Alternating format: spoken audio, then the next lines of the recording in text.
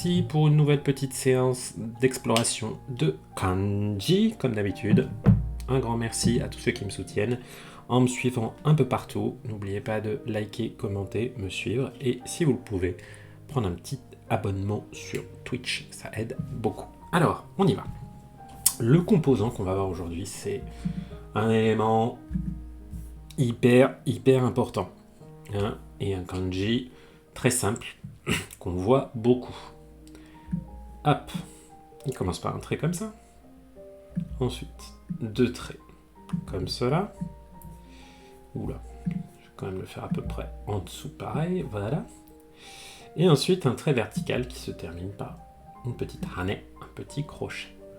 Nandaro. Alors, il ne me l'a pas bien reconnu, mais c'est pas grave, j'ai quand même respecté l'ordre des traits. Alors, peut-être, je vais le faire un peu mieux là. Celui-là, je vais le faire un petit peu plus petit. Oh, j'arrive pas à le faire droit. Hein, vous l'aurez sans doute reconnu, c'est la main. La main. Voilà. Là, il préfère parce que j'ai fait des traits de longueur différentes. La main. Tedes. Exactement. La main. Donc ce kanji-là, visualisez-le comme un pictogramme. Hein. Je pense pas que ça sert à quoi que ce soit de se faire des histoires mnémotechniques pour ce kanji parce que vous allez le voir super souvent et en plus c'est un radical, c'est un élément qui sert à composer plein d'autres kanji. Voilà, et sa prononciation T, voilà, c'est très fréquent. Voilà, vous voyez qu'il fait partie. Je suis même surpris qu'on ne le voit que en N4, je l'aurais même imaginé au niveau N5. Hein, comme Kuchi par exemple, la bouche. Voilà, ça, on est dans du pictogramme. Ce qui est parfois moins évident quand on commence à s'approprier ce kanji, c'est ses prononciations, donc au-delà de te, la main, avec les prononciations on qui sont shu ou ze. Notamment, c'est le ze de jozu, hein, être doué pour quelque chose. Vous l'avez ici, là, jozu. Là, ils nous ont fait un truc, ouais. Yusai Jozu. Je sais pas pourquoi ils ont pris cet exemple-là. Ou shu, comme dans, par exemple, senshu, un sportif. Donc les deux prononciations on sont courantes et faut les connaître. On voit peut-être un petit peu plus souvent le shu. Le ze, je le connais vraiment dans jozu. Hein. Shujutsu, la chirurgie. Voilà, donc la main, T, 1, 2, 3, 4 traits comme ça. Et donc, un nouveau petit composant sur lequel on va bâtir plein de kanji. Plein de kanji. Alors, le premier qu'on va regarder, c'est pas un kanji méga fréquent, mais il existe quand même. Et donc là, on va avoir une version légèrement inclinée, on va dire, de la main. Donc, je commence pareil. Hop. Hop. Mais le trait, au lieu de le faire droit et de le finir par un petit crochet, je vais simplement le faire partir un peu plus vers la gauche. Hop. Comme ça. Donc ça ressemble quand même beaucoup à la main, mais il y a une petite différence. Et cette main, elle est sur quoi? Puisqu'elle est en haut. Elle est sur un œil. Mais, ok. J'ai la main sur un œil. Et alors celui-là, l'histoire mnémotechnique, elle s'écrit toute seule. Donc vous le voyez là, il est ici, ce petit kanji. Son sens, c'est voir, surveiller, hein, superviser quelque chose. Et moi je le trouve fantastique, voilà. Imaginez quelqu'un qui est en train de regarder un chantier, qui est en train d'admirer une vue, et qui met sa main au-dessus de ses yeux pour en faire comme une visière, et pouvoir bien superviser, pouvoir surveiller tout ce qu'il cherche à voir. Voilà. La main au-dessus des yeux. Bon, bah voilà. Lecture kun, miru, c'est évidemment pas le kanji qu'on utilise le plus souvent pour le verbe miru. Hein, regardez, on a un kanji beaucoup plus simple et beaucoup plus commun pour ça. Et ce qui nous intéresse, c'est la lecture on, kan, qu'on trouve notamment dans le mot kantoku. Kantoku, qui est un réalisateur de films. Tiens, ils ne l'ont pas mis dans les exemples. On a aussi kango, hop, ici, qui est l'infirmière, avec ce go là qui a aussi une idée de protection, de soin, de surveiller quelqu'un, mais dans un sens protecteur. Hein. Donc ce kan, voilà, qui veut dire surveiller, superviser. Vous faites le geste comme ça, la main au-dessus des yeux, bon, bah, voilà, vous avez le sens. Il est fantastique, je l'aime beaucoup, beaucoup celui-là. Le suivant, il est un peu plus corsé, mais je l'aime bien quand même aussi. Alors.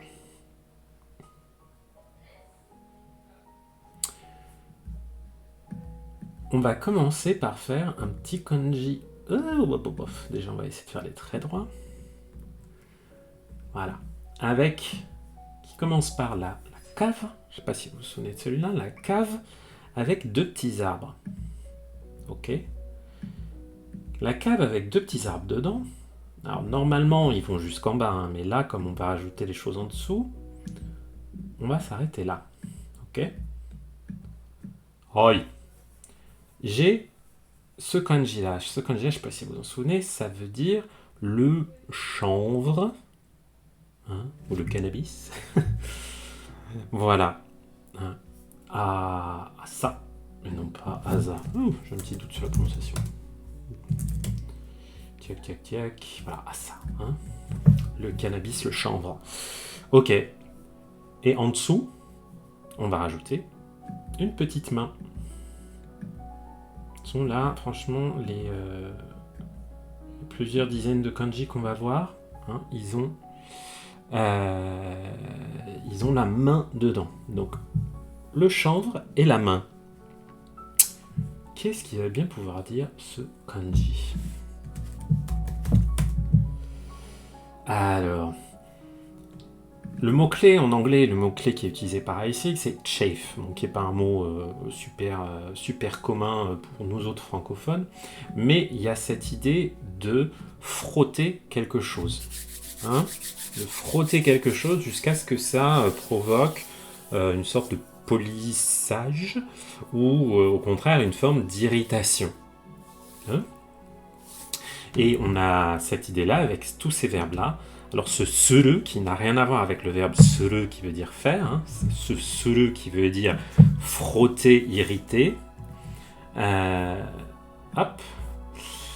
Sa suru et aussi ma suru. Alors ma suru, je le connais un peu moins, plus rare. Tchac.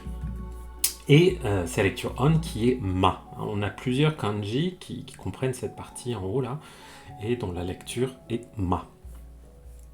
Donc là, on est sur du plus élaboré, on est sur du N1. Ok, mais par exemple, voilà, vous avez le mot masatsu, la friction, le fait de frotter quelque chose un peu fort. Hein. Kenma, polir quelque chose. Anma, ouais, le massage, qui aussi parfois peut avoir des... quand on parle du Denki Anma, c'est autre chose, pardon. Vous allez chercher ça sur la recherche d'images Denki Anma et vous direz quoi? Qu'est-ce que c'est que ce truc? Bref, donc voilà. Ok, donc frotter, irriter. Eh bien, imaginez que vos mains, vous vous en servez pour monter une corde, pour grimper à la corde avec une corde en chanvre. Dans quel état elles vont être vos mains après? Elles vont être toutes frottées, toutes irritées, avec peut-être un peu d'écharpe, enfin voilà. Et donc je trouve que l'image mentale de l'échelle de corde avec la main qui tient le chanvre comme ça, qui tient cette corde en chanvre, en je sais pas trop quoi, eh bien elle se retrouve toute irritée, toute frottée. Et donc on peut retrouver cette idée de frottement avec ce petit kanji là. Ok.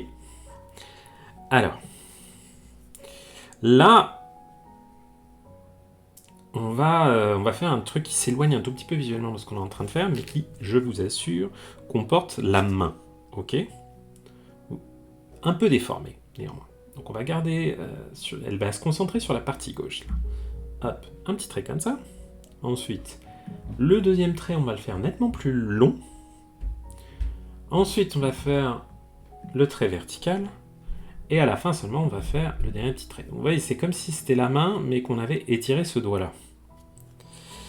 Et ensuite, le reste, c'est un composant qu'on a déjà vu, qui a un sens un petit peu bizarroïde, qui était la fiesta, la fête. Voilà. Donc, ce trait-là, il se retrouve partagé entre la main et la fiesta ici. Bon, il ne me l'a pas voulu me le reconnaître. Ah si, il me l'a reconnu là. Mais c'est vrai que c'est pas très très joli ce que j'ai dessiné, mais ça se reconnaît quand même. Alors, qu'est-ce qu'il y a derrière ce kanji? Alors, c'est une idée plutôt abstraite, mais c'est l'ego, l'individu. Quand vous entendez dans des dramas ou dans notamment des drames historiques, des personnages qui se la racontent un peu dignes et tout, qui disent du keigo et tout, qui parlent d'eux-mêmes, ils vont souvent utiliser le pronom ware, ware, waga. C'est ce je. Cette désignation de la première personne, moi-même, moi, mon ego, moi-même. La lecture on, c'est ga. Donc on est plus sur du N1, éventuellement N2, parce que c'est quand même ces expressions waga, notamment pour dire quelque chose qui m'appartient, ware, je pense qu'on les voit quand même avant d'être totalement plongé dans des études niveau N1. Donc voilà. C'est le gars de gaman, voilà, endurer quelque chose. Un gaman, c'est un mot qui a pas qu'on arrive difficilement à traduire chez nous parce que c'est l'idée de gaman suru, ça veut dire endurer quelque chose, se priver de quelque chose, supporter quelque chose. C'est une idée très japonaise où, par exemple, c'est même l'idée de prendre sur soi. Je prends sur moi pour pas embêter tout le monde, pour pas embêter tout le groupe. Dans un esprit plus collectif qu'individualiste. Voilà. Ce ware. Ware, nous. Donc, une fois qu'on a dit ça, donc on a la main et on a la fiesta. Bon. Comme histoire mnémotechnique, moi je crois que j'étais allé chercher des choses un peu dans le genre de un peu paillettes. J'avais pensé à des soirées hollywoodiennes où les gens, un peu comme un pince-fesse, où les gens se serraient les mains, d'une grande fiesta, où tout le monde se serre la main, tout le monde fait ami-ami, mais en fait c'est juste des gens qui ont tous un ego démesuré, qui pensent que chacun pour soi. Donc voilà, ce ware, cette idée d'ego, avec les mains qui se serrent, les mains qui se croisent à la fiesta, à la réception, à la cocktail party si vous voulez. J'avais réussi à faire ce lien avec l'idée de l'ego, mais assez vite, je pense que je l'avais retenu en tant que tel, parce que c'est quand même un kanji qu'on voit de temps en temps. Alors, le suivant. Il va utiliser ce kanji-là, ok? Mais dans la partie inférieure. D'abord, on va commencer par un petit mouton. Je ne sais pas si vous vous souvenez du mouton. C'est le roi avec 2 cornes. Là. Le roi avec 2 cornes. Oh, il est moche, mon roi. Allez, on va essayer de faire des choses presque symétriques. Ouais. Voilà. Et en dessous, je mets mon ego. Ok, jusqu'au dernier petit trait là, celui-là. Je sais pas si j'ai parfaitement fait l'ordre dans les traits, mais c'est pas bien grave. Alors, est-ce qu'il me l'a reconnu? C'est pas grave. On va se le sortir tout seul comme un grand. Voilà. Voilà à quoi il ressemble celui-là. Alors, au niveau de la prononciation, il est facile. C'est le Guy. C'est juste Guy. Donc lui, toute seule en bas, c'est Ga, mais là, avec un mouton au-dessus, il devient Guy en termes de prononciation. Et au niveau du sens, c'est un peu plus compliqué. Ouais, des mots anglais bien compliqués comme righteousness. Il y a l'idée de moralité. L'idée de quelqu'un qui a raison, qui est dans le vrai, qui est loyal. Voilà. Il y a aussi un deuxième sens qui est la signification, notamment avec le mot teigi. Est-ce qu'on le voit là? Non, je vais vous l'écrire. Teigi, qui veut dire la définition, qui a aussi cette connotation-là. Donc, qu'est-ce qu'on a aussi? Seigi, par exemple, la justice. Avec le sei de tadashi, la juste, correcte. La justice, seigi, la moralité juste, la justice. Très bien. Donc voilà. Quelle histoire on peut se faire avec celui-là? Pas évident. Je crois que j'avais juste pensé à des espèces de moutons qui se la pétaient un peu, qui se la jouaient, qui montaient sur leurs grands chevaux, et qui avaient un ego démesuré et qui étaient convaincus qu'ils étaient toujours dans leur bon droit. Est-ce qu'il y en a mieux? Oh, c'est beau ça.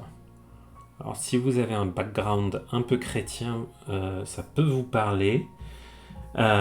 Pour suivre la morale chrétienne, comme, ou d'ailleurs, enfin pas forcément chrétien d'ailleurs, mais j'y pense parce qu'il y a tout le temps dans le christianisme les images de moutons, le berger Jésus et les moutons là, où les moutons laissent tomber leur ego, leurs petits désirs égoïstes, pour suivre le chemin de la justice, le chemin de la moralité. Ça marche bien ça. Et ça marche avec toutes les religions, mais c'est juste que, ouais, comme il y a souvent cette métaphore dans le christianisme avec le berger et les moutons, ça marche encore mieux. Ok, next one. Là, on va prendre exactement ce qu'on vient de voir. Vous voyez, c'est vraiment la magie de cette méthode. Enfin, la magie. Il n'y a pas de magie, mais l'intérêt de cette méthode, c'est qu'on comprend tous les éléments qu'on utilise dans les kanji. Là, on va reprendre exactement le kanji qu'on vient de voir, qui lui-même utilise la main, la fiesta et le mouton. Et on va lui ajouter à gauche la clé du langage, dire quelque chose. Iu. Gonben, comme on l'appelle en japonais. Et à droite, courage, puisqu'il est quand même assez complexe visuellement, ce kanji, on fait notre moralité, notre morale. On va y arriver. Hop. Ah. Ouais, j'ai un peu trop cliqué, il me l'a pas bien. Voilà. Hop. Est-ce qu'il me le reconnaît là? Eh ouais, il me l'a reconnu là. Cool. Donc, notre moralité associée au langage. Et ben vous allez voir que ça va bien marcher. Puisque tout ça, ça veut dire la délibération, la discussion, la prise en considération. Donc c'est de l'abstrait. Mais on était déjà dans de l'abstrait avec l'ego, la justice, tout ça. Et ben imaginez un tribunal avec des gens qui parlent, qui échangent du langage pour essayer de déterminer qu'est-ce qui est moral, où est la justice, et qui font un débat, une délibération. Donc on trouve ce mot avec ce kanji dans des mots comme par exemple giron, un débat, une discussion, une controverse éventuellement. Bref, voilà. Tout le monde qui échange pour essayer de déterminer qu'est-ce qui est juste, qu'est-ce qui est moral. Peut-être ce qui peut marcher aussi pour vous, c'est l'idée que tout le monde pense avoir raison. Il y a cette idée d'avoir raison avec cette partie droite. Donc il se prononce aussi Gi, comme ce qu'on a avec le précédent. Et vous voyez que... c'est fou. Lui, il est plutôt niveau N3 parce que on va le trouver beaucoup dans la presse écrite. Logique. Les débats, les discussions, effectivement. Les projets de loi, Guillaume. Quand on parle du Parlement, on a le Shugin, qui est l'équivalent de l'Assemblée nationale. Donc c'est pour ça que ce kanji-là, il est super fréquent. Voilà. Donc tout le monde qui débat pour savoir qui a raison. Et alors le suivant, il est un peu rock'n'roll, il est un peu cruel, mais du coup, il est plutôt facile à retenir. Hop, cette fois-ci, on a la clé de la vache. J'ai jamais commandé d'ailleurs l'ordre d'état de celle-là. Est-ce que je fais comme ça? Ouais. Donc j'ai la clé de la vache. Et à droite, je vais retrouver la moralité. Encore la justice. Ok. Hop.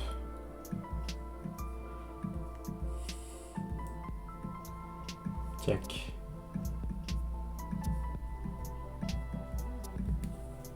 Oui. Alors, est-ce qu'il me l'a reconnu? Il m'en a fait une version encore plus compliquée là. Vous voyez, c'est pas exactement ce que j'ai fait, c'est encore plus compliqué. Ah oui, non, il me l'a trouvé là. Yes. Bon, sinon, il y a un mot assez commun qui est Guisset avec ça, donc il se prononce encore Guy celui-là. Et l'idée de ce kanji, son sens, c'est le sacrifice. Donc il peut se prononcer Ikenie. Hein. Ikenie, c'est le bouc émissaire, celui qui prend pour tout le monde.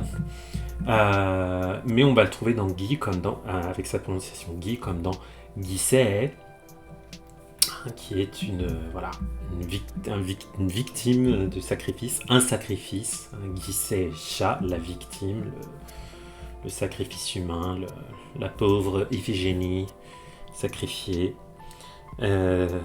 Voilà. Donc, vous voyez, avec toutes les idées qu'on a eues là, qu'on a un peu fait incuber là, avec la justice, les délibérations, la morale, tout ça, je trouve qu'on arrive assez facilement à se dire que, ok, peut-être que la conclusion de tous ces débats, ces débats moraux et tout, imaginons qu'on se met plutôt dans la Grèce antique, vous voyez, hein. On va se mettre plutôt dans ce truc-là. C'est que pour apaiser les dieux, il faut faire un sacrifice, quoi. Et donc on va sacrifier une pauvre vache. Pour ça, je disais qu'il était un peu cruel, ce kanji-là. Pour apaiser les dieux et retrouver la justice. Voilà. Ou alors vous pouvez imaginer que peut-être une histoire entre deux agriculteurs, deux éleveurs qui se font la guerre, et que pour rétablir la justice entre les deux, va falloir sacrifier les vaches. Ou alors vous pouvez faire un délire sur la vache folle.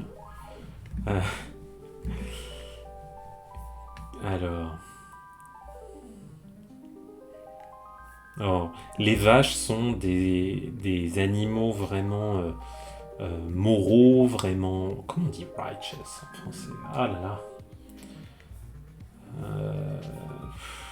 Je ne sais même pas comment traduire ça. Comment on traduit righteous? Vertueux, mais voilà, vertueux, exactement. Hein. Les vaches sont vertueuses parce qu'elles se donnent en sacrifice. Oui, la vertu, voilà. Hein, la vertu morale. Donc voilà, les vaches sont des animaux très vertueux. Les moutons choisissent de sacrifier une vache, c'est plus simple, c'est sûr. Hein. Les moutons égoïstes, hein, qui, avec leur ego démesuré, voilà. Donc, comme d'hab, hein, l'intérêt d'apprendre tous ces kanji ensemble, même s'il y en a certains, si ça fait pas super longtemps que vous faites du japonais, vous allez vous dire, mais d'ici à ce que je tombe sur des mots, des contenus qui ont ce kanji dedans, ça va me mettre encore vachement de temps. Mais l'intérêt, c'est que vous allez pouvoir compartimenter et faire se répondre les uns aux autres ces kanji. Et c'est comme ça que vous allez pouvoir distinguer dans votre tête le gi du sacrifice, du gi du débat, du gi de la vertu, la moralité. Voilà. C'est l'intérêt de les apprendre de façon un peu resserrée, voilà, une fois que vous connaissez les différents radicaux. Et donc, notre petite main, maintenant, on va la regarder sous forme de radicale. à gauche. Là, on l'a vu sous forme de composant dans certains éléments, mais là, on va vraiment l'avoir sous forme de radical à gauche. Là, il y a énormément de kanji qui utilisent ce radical. Là, si je regarde là dans le bouquin, on commence du 694 jusqu'au 728 sans s'arrêter. C'est que des trucs avec la main, sachant qu'il y en a encore plein derrière. Donc il y en a vraiment énormément. Et c'est une version un peu simplifiée, puisque là, au lieu d'avoir 4 traits, on va en avoir que 3. Ok ? Donc on fait un petit trait comme ça, un trait vertical comme ça, et un petit trait en oblique à la fin. Vous voyez, donc il manque le trait du milieu qu'on avait notamment avant dans ces kanji. On n'a que cette partie. Et donc le sens que Heisig met, comme c'est une version un peu simplifiée de la main, c'est le sens d'un doigt. Le sens d'un doigt. Ok ? Donc la main, le doigt, vous pouvez éventuellement, sachez que ça vient de la main, vous pouvez lui mettre le sens du doigt, ce qui marche le mieux pour vous faire vos propres histoires. Ou les doigts, si vous voulez. Ok. Et le premier kanji qu'on va voir avec les doigts, vous allez voir, on va faire des histoires sympas. Alors, celui qui prend l'extrémité. Alors, je ne sais pas si vous vous souvenez de ce petit kanji-là, où c'était un trait plus long, un trait plus court, horizontal, et ensuite, on dessine l'arbre. Donc, c'était l'arbre, mais avec un trait plus long au-dessus. Yes. Et on va retrouver la même idée que ce qu'on avait trouvé tout à l'heure avec le sasuru. Je vous le remets. Voilà, ce kanji-là qu'on avait vu tout à l'heure, c'est l'idée de frotter quelque chose. D'ailleurs, vous voyez, il a une prononciation on commune avec celui-là, puisque tout à l'heure on a vu...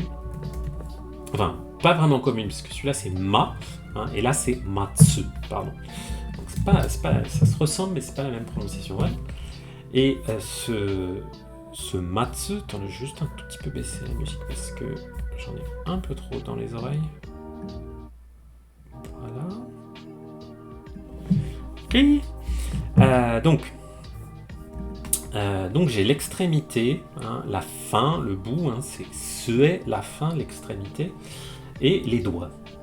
Et ben, alors moi j'ai la chance, c'est que j'avais une amie, maintenant elle habite plus à Paris, mais qui donnait le meilleur massage des mains que tu puisses imaginer, et elle utilisait juste l'extrémité de ses doigts pour te masser certains bouts de ta main, notamment cette base là qui est super agréable à masser comme ça, hop hop hop, faisait un truc assez fantastique. Donc moi j'ai pensé à ça, le fait qu'on pouvait utiliser les extrémités des doigts, les bouts des doigts, quand on était un bon masseur, pour bien te frotter, te masser et faire que tu allais vraiment vraiment te détendre. Voilà. Pas si fréquent que ça d'ailleurs,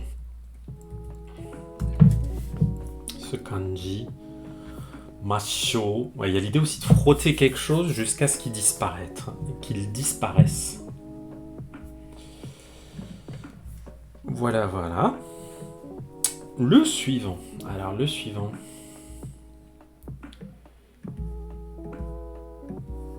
Oups. Toujours avec les doigts. De toute façon là, on est coincé. On va être coincé dans le piège à doigts comme dans la famille Adams. Dans la partie droite, on va avoir le style shiki. Un petit kanji qu'on avait vu il y a quelques temps avec un bout de fiesta là. Et en dessous, l'artisanat. Ok. Est-ce qu'il me l'a reconnu ? Je suis pas sûr, je suis pas complètement sûr de mon ordre des traits. C'est pas grave, on va se le retrouver comme ça. Voilà. Hop. Et donc, ce kanji là, donc le style, les doigts et le style, nous sert à créer l'idée d'essuyer quelque chose. Et il y a deux verbes là. Fuku et nugu. Et alors, ce qui est embêtant, c'est que ces deux verbes ne s'utilisent pas de la même façon. Les deux veulent dire essuyer, mais... Tac, tac, tac. Pas... Et comment dire ils ne s'utilisent pas exactement de la même façon. Alors, si je dis pas de bêtises, j'espère que je reviendrai pas plus tard sur cette vidéo en me disant non, j'ai inversé. Parce que... Donc ils veulent tous les deux dire essuyer. Mais quand je dis fuku, l'objet de ce que je vais essuyer, ça va être, par exemple, la table. Ça va être, par exemple, mon front. J'essuie mon front. Ok ? J'essuie mon visage. En revanche, nugu, ça va être j'essuie la sueur. Hein ? Aseo nugu. On va vérifier tout de suite. Hein ? Aseo nugu. Alors, gna. Ah non, ils nous mettent fuku. Ah là là, j'ai l'impression que je me trompe. Non, regarde, aseo fuku. Ah là là. Je crois que j'ai inversé. Tai o nugu. Non, mais je crois que j'ai... Ouais, non, j'ai encore inversé. Ah là là là là là. Namida o chikara o komete nugu to. Ah oui, donc là, il sèche ses larmes. Ok.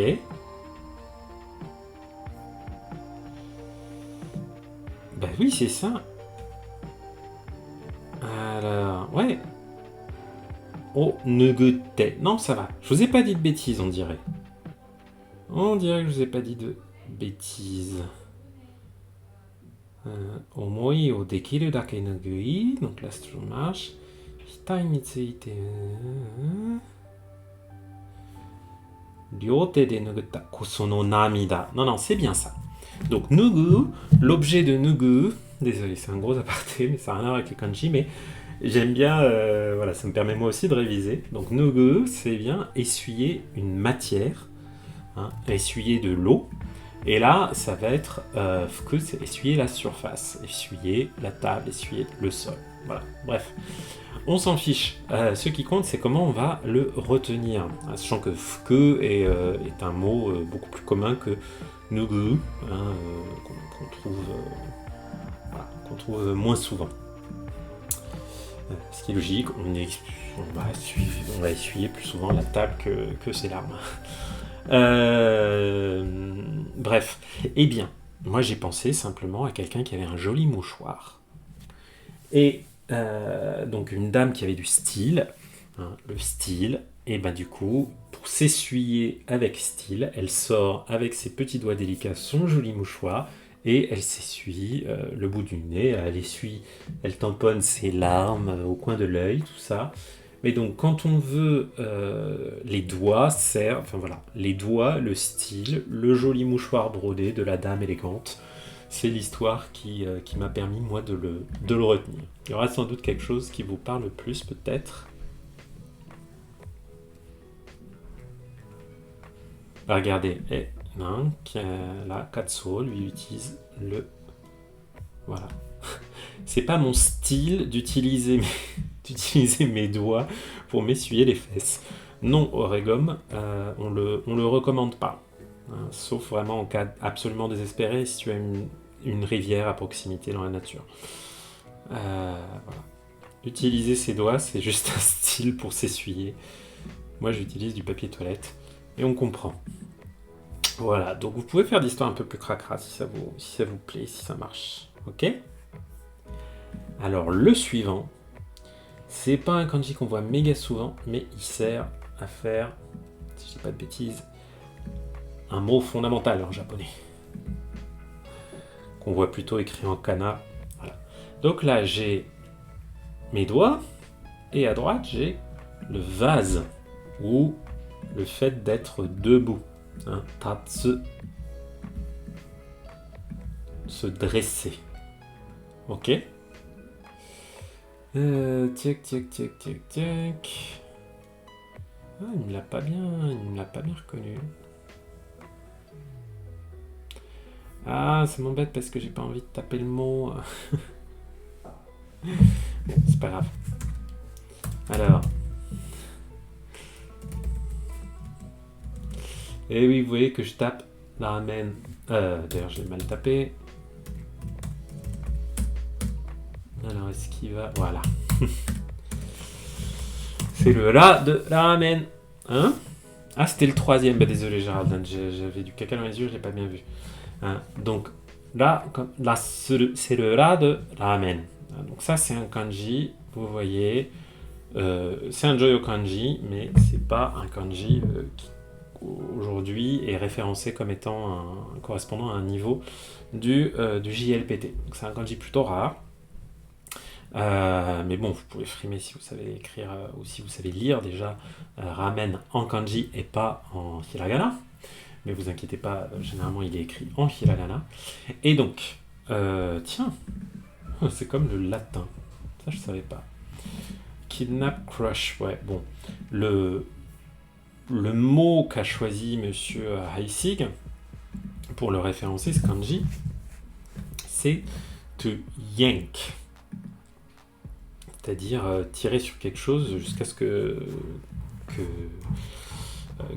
ça se détache. Voilà, tirer un coup sec. Voilà, exactement. Et parce que c'est comme ça qu'on fait les ramen. Hein. On tire, voilà, on les tire comme ça. Hein. Hishigu, brisé, écrasé. Ah, il est pas simple. Kudaku, c'est totalement détruire quelque chose, donc c'est pas... Ouais. J'en postais pour montrer ramen, avec le men, les nouilles, qui est un super kanji aussi. Donc le ra de ramen.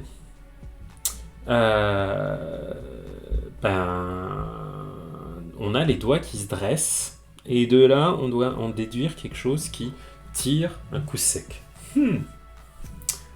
Pas facile, pas facile. Qu'est-ce qu'on peut essayer de se faire? J'avoue, je me souviens plus bien.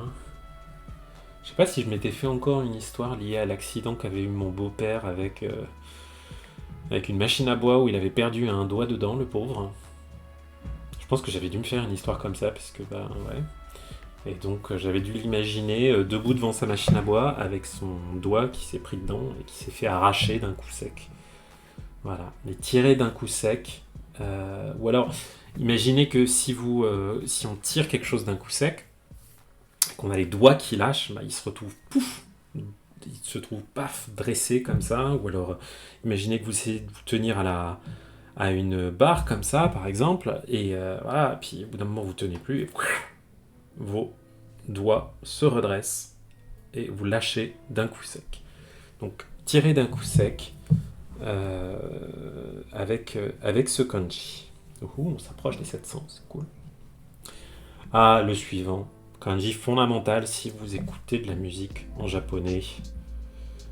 Puisque c'est un verbe qu'on entend dans beaucoup de chansons. Beaucoup de chansons. Donc j'ai toujours mes doigts. Et à droite, j'ai le fait d'envelopper quelque chose. Je sais pas si vous vous souvenez de ce petit kanji. Envelopper, enrober quelque chose. Les doigts qui enrobent. Qu'est-ce que ça donne des doigts qui enrobent? Eh bien, ça donne un gros câlin. Le fait d'embrasser quelqu'un. Embrasser quelqu'un avec ses mains, avec ses doigts. On le serre. Et donc, c'est ce verbe daku, idaku.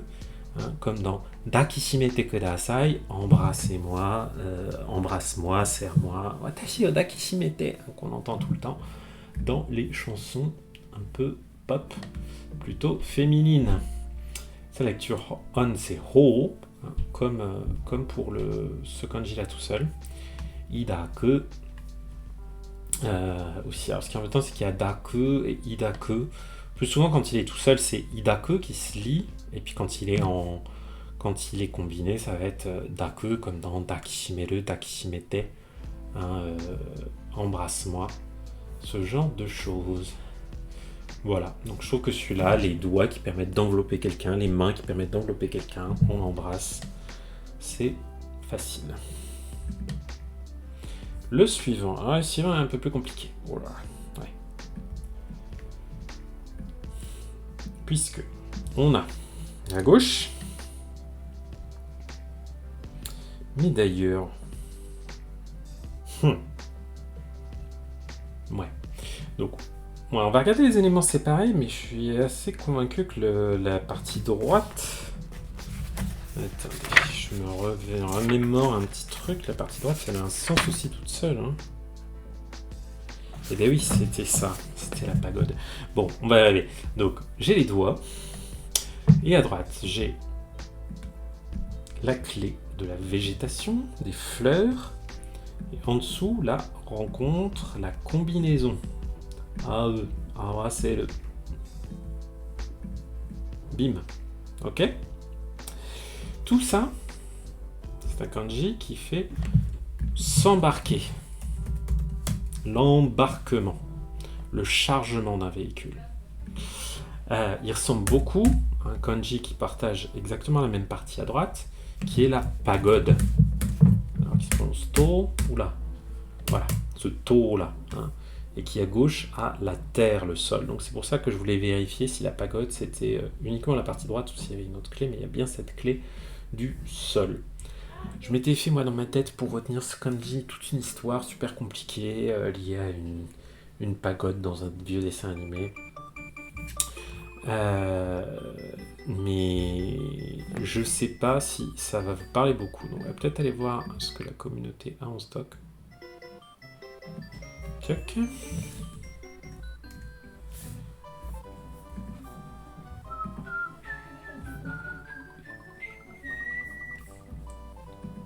Alors, l'embarquement.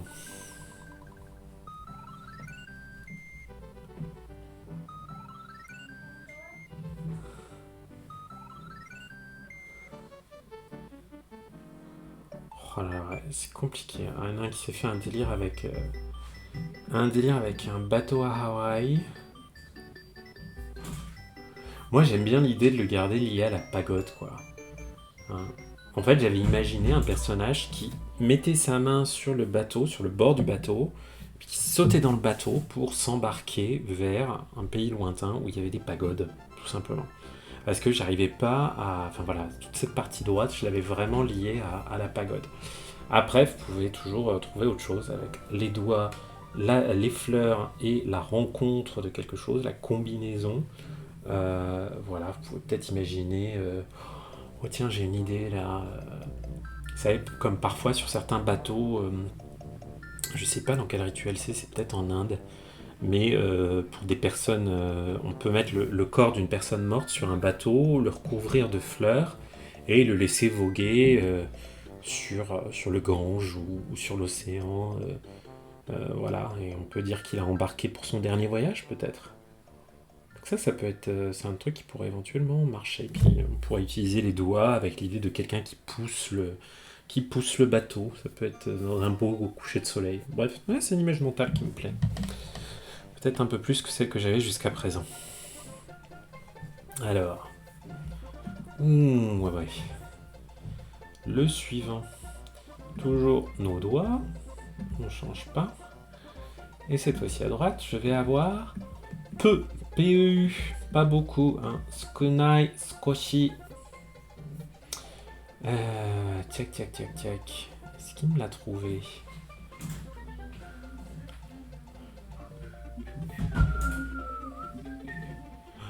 Est-ce que j'ai encore de la crotte dans les yeux qui m'empêche de voir ce qui est pile devant moi ? Est-ce que vous voyez, il m'a mis un peu d'eau, mais celui-là, ça veut dire autre chose. Ça veut dire le sable. On va essayer de le refaire. 1. Allez. 1, on a dit. 2, 3, 4, 5, 6, 7. Non, il refuse de me le trouver. Alors, parce que celui-là... Ouh là là là. C'est pas, on va le rechercher par clé, parce que je vous avoue, j'ai un petit peu de cerveau et un petit oubli au niveau du vocabulaire là. C'est pas grave. Donc, la main. Ah, il était sur la deuxième ligne. Tu me l'avais vu ? Ah oui, il est là. Yes. Merci Géraldine. Ah, yes. Donc le sens, je l'avais, mais alors la prononciation, je l'avais plus du tout dans ma tête là. Ouais, bah voilà. Vous voyez, c'est pas un... Bon, j'aurais pu essayer de le déduire, mais show, il y en a beaucoup qui se prononcent show. Donc voilà. L'idée, c'est l'extraction. En plus, je l'ai vu il n'y a pas si longtemps celui-là. Je l'ai vu, oh, regardez-moi, il y a plein de trucs là, hein, historiques. Ouais. Donc celui-là, c'est un kanji, voilà, c'est un kanji qu'on va oublier. Et c'est pas grave. Hein. Le sens, comment j'avais gardé ce sens? Donc, sens d'extraction, j'avais imaginé quelqu'un qui presse un citron et qui, avec ses doigts là, qui utilise ses doigts pour presser un citron et extraire un petit peu de jus. Parce que vous voyez comment c'est frustrant à chaque fois qu'on presse un agrume. Enfin, franchement, on récupère pas beaucoup de jus, quoi. Et donc, l'idée que voilà, les doigts permettaient de récupérer une petite quantité de jus en pressant, en extrayant le jus du citron. C'est comme ça que j'avais fait cette combinaison mentale. Mais alors attendez, on va quand même se trouver un peu de vocabulaire un peu plus convaincant que ça. Ah, je peux utiliser le verbe suku, mais vous voyez, suku, c'est ce kanji là qui d'ailleurs lui n'est pas un joyo kanji. Hein. Si je dis pas de bêtises. Hein. Shohon, un extrait, une abréviation. Voilà, franchement, ça c'est un petit kanji. Si lors d'une prochaine réforme orthographique, on décidait, le gouvernement japonais se disait bon celui-là c'est plus un joyo kanji, ça ne m'étonnerait pas plus que ça. Parce que typiquement celui-là, hein, ce kanji là, ce n'est pas un joyo kanji et il est un peu plus fréquent, je trouve. Alors, c'est pas grave, on va continuer. Et donc, notre kanji numéro 700, les amis. Hihi. Ouais, Géraldine, prendre un petit peu avec les doigts, extraire, faire une petite sélection. Ça marche, cette idée-là. Et donc, nos doigts là, ils vont nous servir à quoi pour notre kanji numéro 700 ? Hein ? Ils vont aller contre un tourbillon. What ? Et oui, hein, cette combinaison-là, avec une espèce de chapeau de forme et en dessous du vent, c'était le tourbillon. On l'avait vu il y a longtemps. On l'avait vu dans quoi ? Non, c'était pas dans Tsukué. Je sais plus quoi on l'avait fait. Ce kanji-là, on le retrouve par exemple dans Hankoki, Ko, ou le verbe aragau, hein, qui veut dire résister, se mettre dans une position conflictuelle, défier quelqu'un, s'opposer à quelqu'un. Aragau, se rebeller. Hein, il y a l'idée de la rébellion. Hein, et le mot là que je voulais vous mettre, c'est Hankoki. C'est un peu l'âge ingrat, c'est la période rebelle des adolescents, notamment Hanko. Hein, Hanko, c'est la rébellion, vous voyez. Hanko qui, voilà, c'est un mot qu'on trouve assez souvent. Aragau, ouais, c'est pas méga fréquent, mais ça existe. Ben moi j'avais pensé avec ce kanji à Don Quichotte, qui se battait contre des moulins à vent. Et donc j'ai imaginé qu'avec ses doigts, là, il tenait sa lance et qu'il fonçait vers le vent, vers les tourbillons faits par les moulins à vent, et qu'il allait en faire ses adversaires. Donc j'avais pensé à Don Quichotte qui m'avait fait penser à cette idée de confrontation, d'attaque, de résistance, même si là en l'occurrence c'était un petit peu stupide, puisque les moulins à vent, il n'y a pas grand chose à craindre d'eux. Voilà. Et donc on est quand même arrivé à notre kanji numéro 700. Bravo à vous si vous suivez cette petite série depuis le début, ou même si vous ne la suivez pas depuis le début, tant que vous continuez, vous allez forcément continuer à progresser. Et puis cherchez toujours à trouver du plaisir, donc amusez-vous, hein, faites des petites histoires, rigolotes, qui vous ressemblent, qui vous plaisent, plus elles vous parlent à vous de façon subjective et personnelle, plus elles seront faciles à retenir. Voilà, voilà.